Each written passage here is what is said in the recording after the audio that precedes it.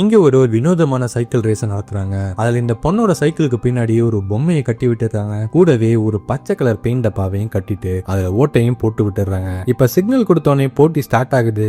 முதல்ல அந்த பொண்ணு வேகமா சைக்கிளை பெடல் பண்ணிட்டு போறா. மத்தவங்க எல்லாம் 5 செகண்ட் கழிச்சு தான் கிளம்புறாங்க. இந்த போட்டி என்னன்னா, அந்த பொண்ணோட சைக்கிள்ல இருக்கிற பெயிண்ட் காலி ஆகிறதுக்குள்ளார அவளை பிடிக்கணும். அப்படி பிடிக்கலன்னா அவ வின் பண்ணிட்டான்னு அவளுக்கு 600 பவுண்ட் ரிவார்டு தருவாங்க. அதனாலேயே அந்த பொண்ணு ரொம்ப வேகமா சைக்கிளை ஓட்டிட்டு போறா. சின்ன வயசுல இருந்தே அவளுக்கு போட்டி போட்டு ஜெயிக்கிறதுனா ரொம்ப பிடிக்கும். அப்ப அவ போற வழியில ஒரு பெரிய வண்டி வருது. அவ யாருக்கும் தெரியாம அதுல சைக்கிளோட ஏறி ஒளிஞ்சுக்கிறா. இவளை துரத்திட்டு வந்தவங்க திடீர்னு பெயிண்ட் மார்க் காணோம்னு கன்ஃபியூஸ் ஆகி ஆளுக்கு ஒரு திசையில தேட ஸ்டார்ட் பண்றாங்க. கொஞ்ச தூரத்துக்கு அப்புறம் அந்த வண்டியில இருந்து எஸ்கேப் ஆகி போகும்போது அவளை ஒருத்தன் பாத்துறான். சரிங்க, இவ வேகமா அங்க இருக்கிற பார்க் உள்ள போயிடுறா. அவனை இவளை வேகமா ஃபாலோ பண்ணிக்கிட்டே கிட்ட வந்து பொம்மையை பிடிக்க வந்துடுறான். அப்ப இவன் லைட்டா நகரவே அங்க இருக்கிற பெஞ்சில இடிச்சு கீழே விழுந்துடுறான். அப்பாடா எஸ்கேப் ஆகிட்டோன்னு சந்தோஷமா சைக்கிளை ஓட்டிக்கிட்டு வர அப்ப அங்க ஒருத்தரை பார்க்கும்போது பல வருஷத்துக்கு முன்னாடி காணாம போன இவங்க அப்பா மாதிரியே இருக்குன்னு ஷாக் ஆகுறா. ஆனா அது அவ அப்பா இல்லைன்னு தெரிஞ்சு நிதானம் ஆகிறதுக்குள்ளார சடனா ஒருத்தன் கார் கதவை திறக்க இவ ஜஸ்ட் மிஸ்ல எஸ்கேப் ஆகி நேரா போலீஸ் கார் மேல போய் விழுந்துடுறான்.